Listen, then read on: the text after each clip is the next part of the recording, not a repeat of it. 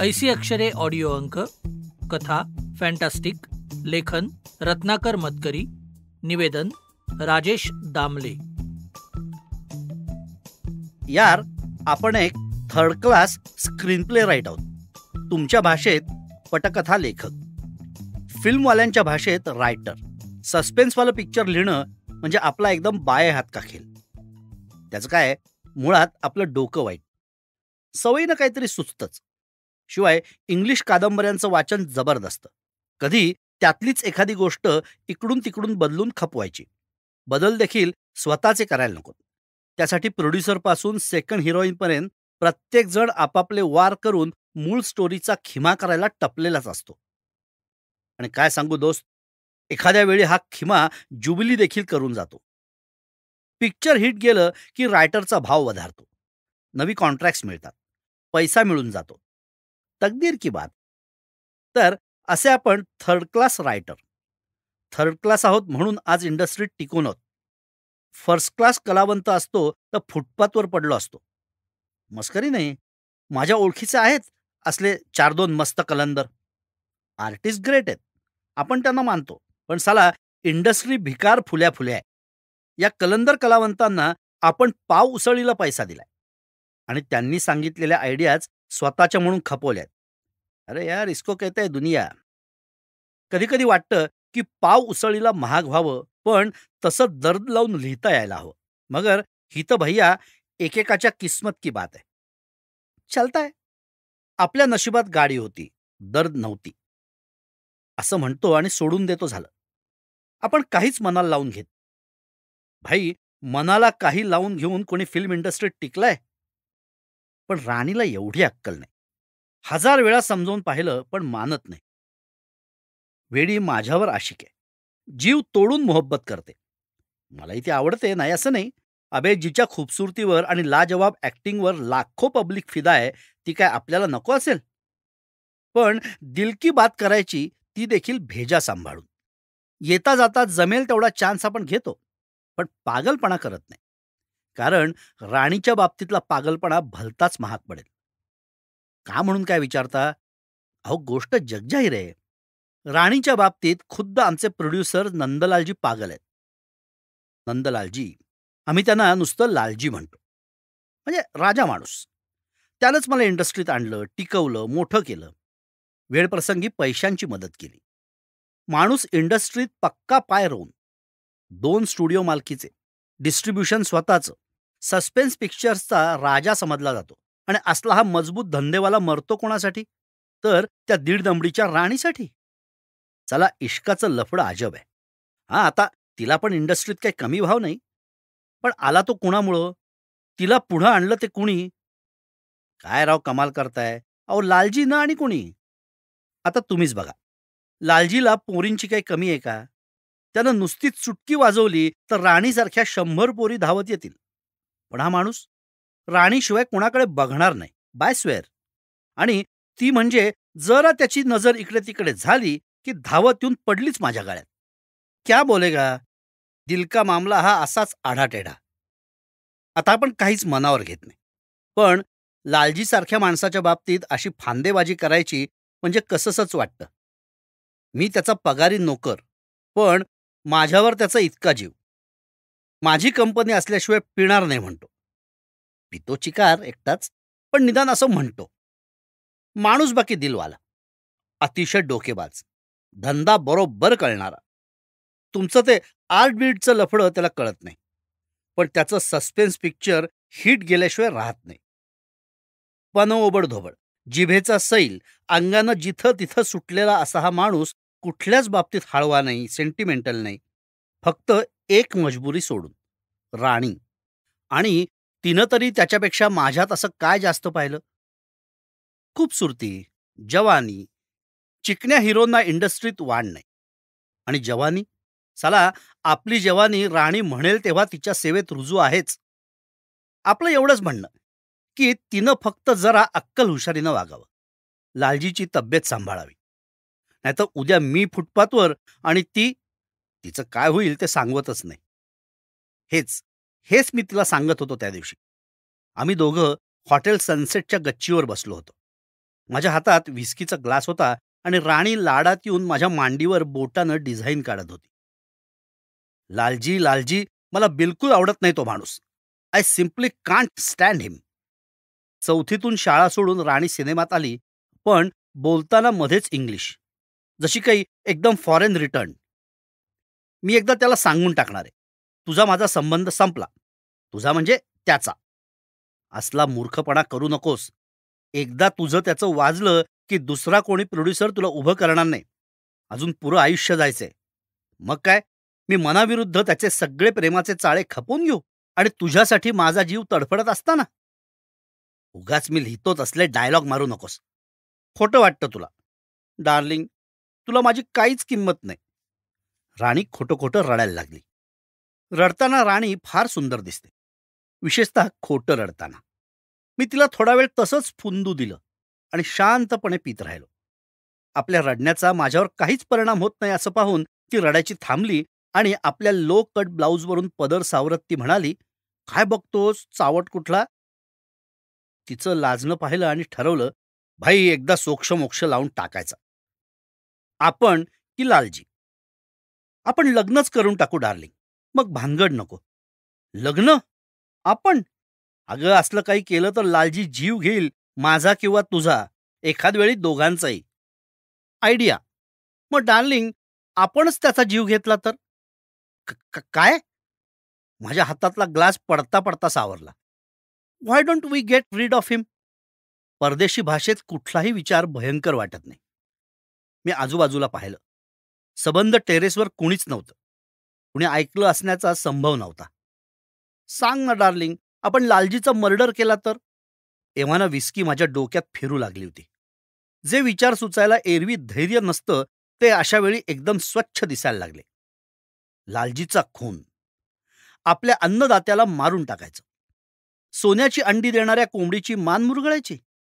अर्थात आता मी काय किंवा राणी काय, लालजीवर तसे अवलंबून नव्हतो. दोघांनाही बाहेरच्या चिक्कार ऑफर्स येत होत्या. किंबहुना लालजीमुळेच आम्हाला त्या घेता येत नव्हत्या. एका परीनं आम्ही त्याच्याकडे अडकून पडलो होतो. आम्हाला लालजीनं वर आणलं म्हणून उपकाराच्या भावनेनं आजवर मी असा विचार कधीच केला नव्हता. पण या इंडस्ट्रीत माणसानं जादा लॉयल असणं चांगलं नाही. उद्या 4 पिक्चर्स फ्लॉप गेली की व्हेअर विल लालजी बी? शिवाय हे राणीचं लफडं. आज न उद्या लालजीला संशय आल्याशिवाय राहणार नाही. राणीचं वागणंच तसलं बेलगाम आहे. आणि मग जी बदनामी होईल त्याला लिमिट राहणार नाही. इंडस्ट्रीतला प्रत्येक जण छिथू करेल. धंदा मंदावेल. अहो, धंदा बसायला इथं कुठलंही कारण पुरतं. बाप तशी डेअरिंगची आहे, पण या डेअरिंगचं बक्षीस देखील तेवढंच मोठं आहे. राणीसारखं लुसलुशीत बक्षीस, फुल टाईम आपल्या हातात.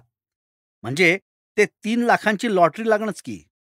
आणि असं बघा राव, मर्दासारख्या मर्दानं लालजीला घाबरून किती दिवस मन मारायचं?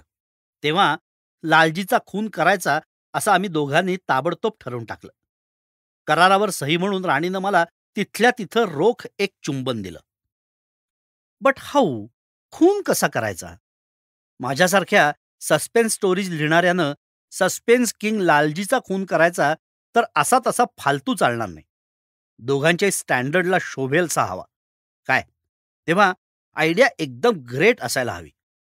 शिवाय एक गोष्ट निश्चित, काय वाटेल ते झालं तरी खुनाचा आळ आपल्यावर येता कामा नये. हो, कारण दुसऱ्या दिवशी आपण फाशी गेलो तर कुठली राणी आणि कुठली चैन? अहो, मग खून करायचाच कशाला? तेव्हा खून तर झालाच पाहिजे आणि आपले हातही एकदम स्वच्छ राहिले पाहिजे. अगदी साबणानं धुतल्यासारखे. कुणाला काहीच सिद्ध करता आलं नाही पाहिजे. अगदी उद्या राणी उलटली तर तिला देखील. म्हणून खून करूनही आपण निर्दोष राहिलं पाहिजे. थोडक्यात, खून करायचा आणि करायचा नाहीही. हे कसं जमायचं? अहो, यालाच तर डोकं लागतं. आणि आमच्या खांद्यावर ते आहे हे कबूल तुम्हाला करायलाच हवं. तेव्हा मी त्याच क्षणी खून मोहिमेला लागलो. डोक्यात व्हिस्की तेज असतानाच लालजीची कसून माहिती काढली राणीकडून. औरत की जात बोलायला सुरुवात केली की थांबते थोडीच. मला माहीत असलेल्या नसलेल्या अगणित गोष्टी तिनं सांगितल्या. त्यातली मला माहीत असलेली पण आता लक्षात नसलेली एक गोष्ट, लालजीला हार्ट ट्रबल आहे. 2 वर्षांपूर्वी एकदा एक अटॅक देखील येऊन गेलाय. कट. आमच्या स्क्रीनप्लेच्या टेक्निकप्रमाणे हॉटेल सनसेटमधला मी आणि राणी यांच्यातला प्रसंग इथेच कट. त्यानंतर एकदम राणीच्या फ्लॅटवरचा प्रसंग. आम्ही तिघच पीत बसलो होतो. मी, लालजी आणि राणी. वेळ संध्याकाळची होती. हॉलमधली 2 झुमरं नुकतीच लावलेली होती. दुसऱ्या दिवशी ख्रिसमस होता. तेव्हा राणीकडचे सगळे ख्रिश्चन नोकरचाकर संध्याकाळपासून रजेवर गेले होते. एक गुजराती मेड होती, ती रात्री घरी परत जायची. तेव्हा घरात आम्ही तिघच होतो. राणीला एकटं राहायची सवय होती. कधीकधी तर मी किंवा लालजी आलो असताना ती कुछ ना कुछ सबब सांगून नोकर मंडळींना स्वतःच घराबाहेर काढत असे. बराच वेळ आम्ही तिघं पीत बसलो होतो. राणी नखरे करत पीत होती.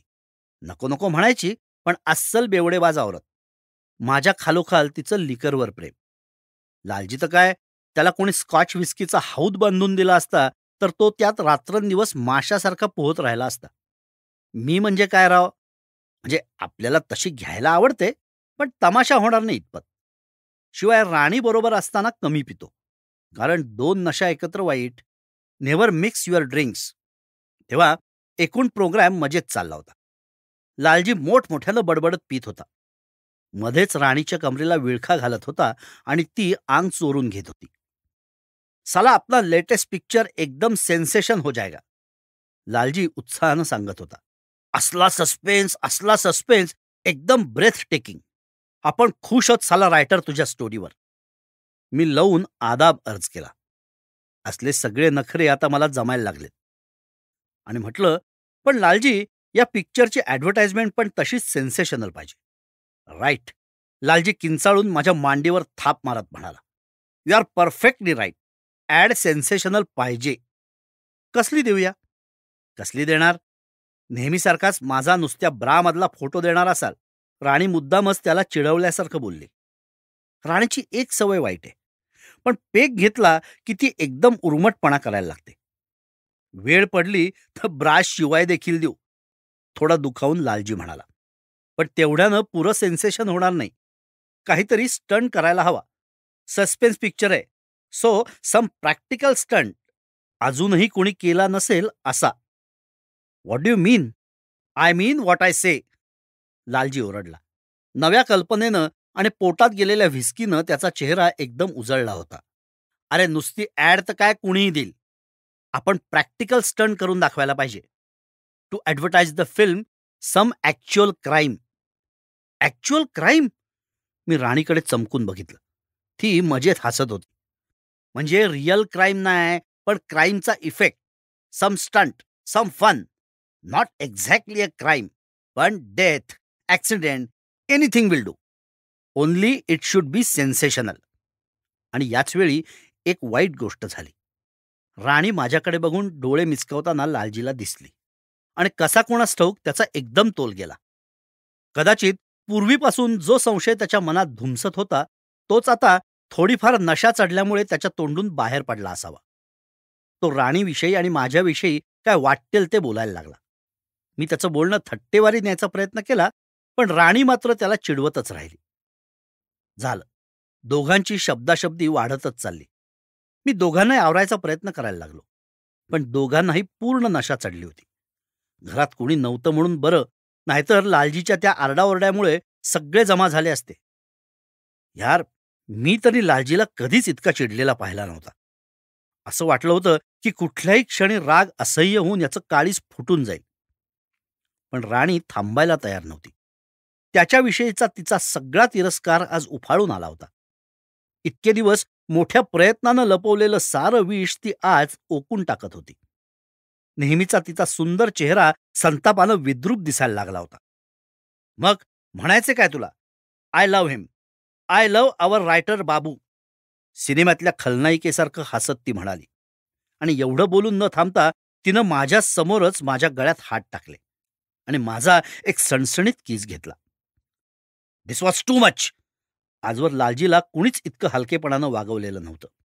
त्याच्या तोंडावर त्याचा असा अपमान केलेला नव्हता. आणि आज तो कुणी करावा? राणीसारख्या त्याच्या जीवाच्या कलेजानं. मग जगात राहिलंच काय? लालजी संतापानं थरथरायला लागला. आता कुठल्याही क्षणी त्याच्या हृदयात कळ येऊन ते थांबेल असं वाटायला लागलं. यू बिच, आजवर तुझ्यासाठी इतकं केलं आणि तू मला हे ऐकवतेस? यानंतर त्यानं घाणेरड्या शिव्यांची एक लांबलचक लाखोली वाहिली.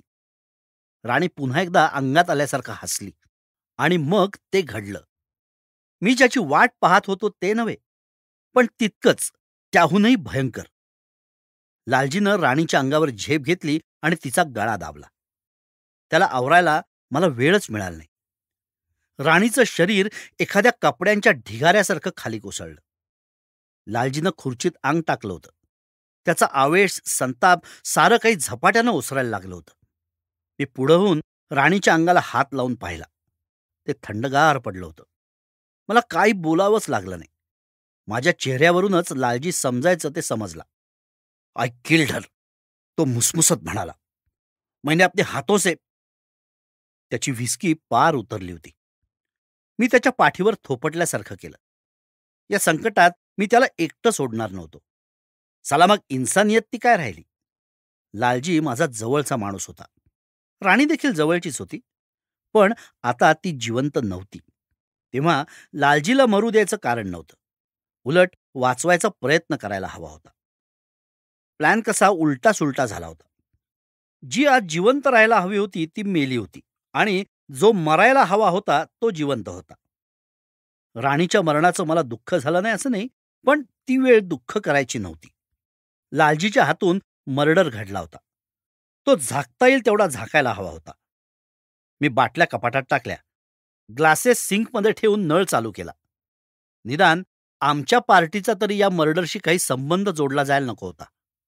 आता राणीच्या गळ्यावर उठलेले लालजीच्या बोटांचे ते वळ, त्यांचं काहीच करता येण्यासारखं नव्हतं. राणीच्या शरीराला हातही न लावता मी तिला तसंच कार्पेटवर राहू दिलं. लालजीला उठवलं. एखाद्या लहान मुलासारखा तो मला बिलगला. मी स्विच ऑफ केला. झुंबर विजलं.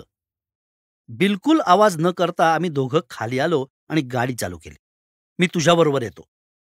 मला एकटं घरी झोपायची भीती वाटते, लालजी असहाय्यपणे म्हणाला. वेलकम, पण पहाटे मात्र घरी जा.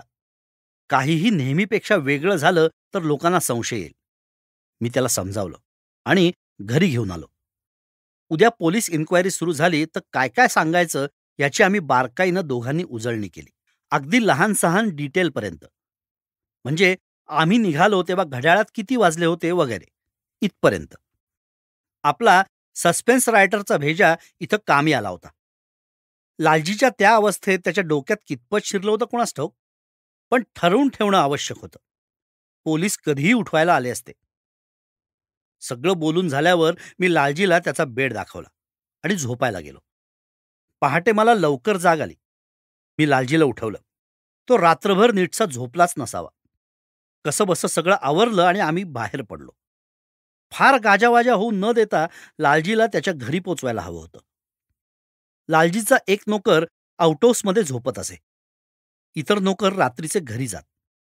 आम्ही आउटहाऊसमधल्या नोकराला उठवलं नाही. बंगल्याचा मुख्य दरवाजा लालजीकडच्या चावीनं उघडला. त्याला बेडरूमपर्यंत पोहोचवलं.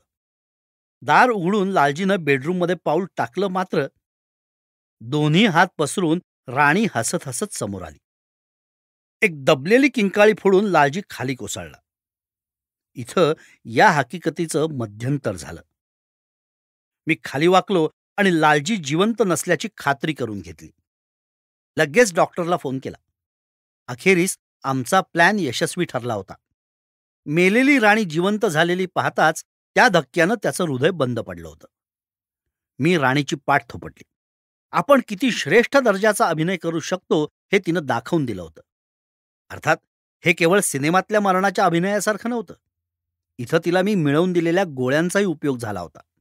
निदान काही तास तरी माणूस मेल्यासारखा राहू शकेल अशा औषधाच्या त्या गोळ्या. माझ्या एका जवळच्या डॉक्टर मित्रानं त्या मला मिळवून दिल्या होत्या.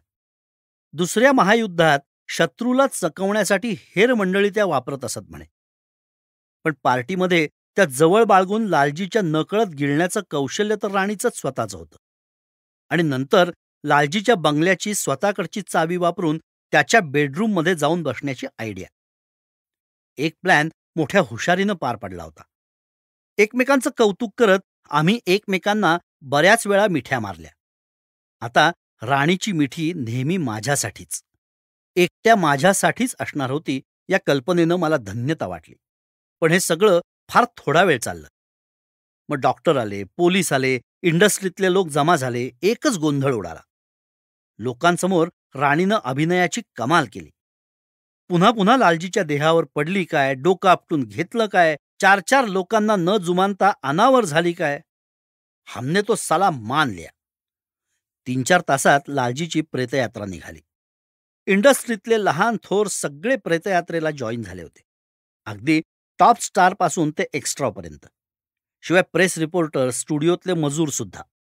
लालजीचं इंडस्ट्रीत किती वजन होतं आणि किती लोकांना त्याच्याविषयी मोहब्बत होती हे मला त्यावेळेस आणखी एकदा जाणवलं. अशा माणसाचा आपण केवळ बाईच्या लफड्यात सापडून खून करावा यासाठी मला थोडं शरमल्यासारखं झालं. पण काय सांगू यार, झाला तो खून थोडाच होता. Accidents always happen. त्यातून त्याला एकदा हार्ट अटॅक येऊन गेलेलाच होता. ओव्हरस्ट्रेन, पिणं होतंच. आता या वयात सोसत नाही. बाकी असा माणूस पुन्हा होणार नाही. Heart of gold. मला तो मोठ्या भावाच्या ठिकाणी होता वगैरे झक्क मुलाखती मी रिपोर्टर्सना दिल्या. हळूहळू चंदनी लाकडाची चिता उभारली गेली. सगळे स्तब्ध झाले. लालजीचा मानलेला भाऊ म्हणून चितेला काडी लावायचं काम माझ्याकडे होतं. मी काडी पेटवली आणि आता ती सरणाला लावणार एवढ्यात लालजी सरणावर उठून बसला. डोळे चोळत चोळत त्यानं आपल्या भारदार आवाजात घोषणा करायला सुरुवात केली. भाइयों और बहनों, अपनी आने वाली सस्पेंस फिल्म इसी सब्जेक्ट पर है. एक आदमी जो मर जाता है वो मरने के बाद भी जिंदा होकर. पण त्याची घोषणा ऐकायला कुणीच जागेवर नव्हतं. जो तो मिळेल त्या दिशेला पळत सुटला होता. जमावाची क्षणात पांगापांग झाली. मी देखील कसंबसं राणीला खेचलं आणि तिचा दंड धरून गाडीत बसलो. राणी भयंकर घाबरली होती. मी कार शक्य तेवढी फास्ट चालवत होतो. आम्ही दोघंही एकमेकांशी बोलण्याच्या मनस्थितीत नव्हतो, पण डोकं चालतच होतं. शेवटी मी राणीला म्हटलं, आपण थांबायला हवं होतं त्याच्यासाठी. कोणासाठी? राणीनं भीतभीतच विचारलं. लालजीसाठी. राणीनं शहारल्यासारखं केलं. बिचाऱ्याला कोणी लिफ्ट दिली नसेल. Are you serious? अगं असं काय करतेस? आपल्यासारखीच लालजीलाही त्या गोळ्यांची माहिती असणार हे उघड आहे. त्या गोळ्या घेऊन तो 3-4 तास मेल्यासारखा राहिलेला असणार. नंतर शुद्धीवर आला असेल, पण आपल्या पिक्चरची अनाउन्समेंट करायला नाट्यपूर्ण क्षणाची वाट पाहत राहिला असेल. आणि मी काडी पेटवताच उठून बसला. असला काहीतरी स्टंट करायचं त्याच्या डोक्यात होतंच. राणीची भीती कमी झाली. तरीही ती एकटीच घरी जायला तयार होईना. मी तिला घरी घेऊन गेलो. आज आम्हा दोघांनाही मनावरचा ताण घालवण्यासाठी बिछाण्यावर आरामशीर पडून राहायची जरूर होती. मी बेडरूमचा दरवाजा लावून घेतला. खिडक्यांचे तलम फुलाफुलांचे पडदे सुद्धा खाली सोडले. ब्रँडीचा एक छोटा पेग राणीला पाजला. अंगात गरमी खेळायला लागेपर्यंत ढोसली. राणीनं मला गच्च मिठी मारली. कालपासूनच्या सगळ्या विचित्र प्रकारांनी आम्ही दोघंही थकून गेलो होतो. काही क्षण आम्ही अक्षरही न बोलता एकमेकांच्या मिठीत तसेच निश्चल बसून राहिलो. मग राणीला हलकेच बिछाण्यात ठेवलं आणि शर्टची बटणं सोडू लागणार इतक्यात राणी किंचाळून उठली. बिछाण्यात आणखी कुणीतरी होतं. जे काय होतं त्याच्या डोक्यापर्यंत पांढरी शुभ्र चादर होती, आत्ताच पाहिलेल्या प्रेतासारखी. हळूहळू ती चादर खाली होत होती आणि तिच्या खालचा लालजीचा ओबडधोबड चेहरा दिसू लागला होता. तुला वाटतं तसा मी जिवंत नाही रायटर. लालजीचा आवाज दूरवरून आल्यासारखा येत होता. पण मी परत आलो. 2 गोष्टीत माझा जीव अडकलाय, आपलं पिक्चर आणि राणी. पिक्चरची अनाउन्समेंट मी मगाशी केली. आता या असल्या फॅन्टॅस्टिक पब्लिसिटीनं ते हिट गेल्याशिवाय राहत नाही. आणि राणी, मी यानंतर नेहमीच तिच्याबरोबर असेन रायटर, आणि तुझ्याबरोबरही. तुम्ही दोघांनी माझा खून केलात.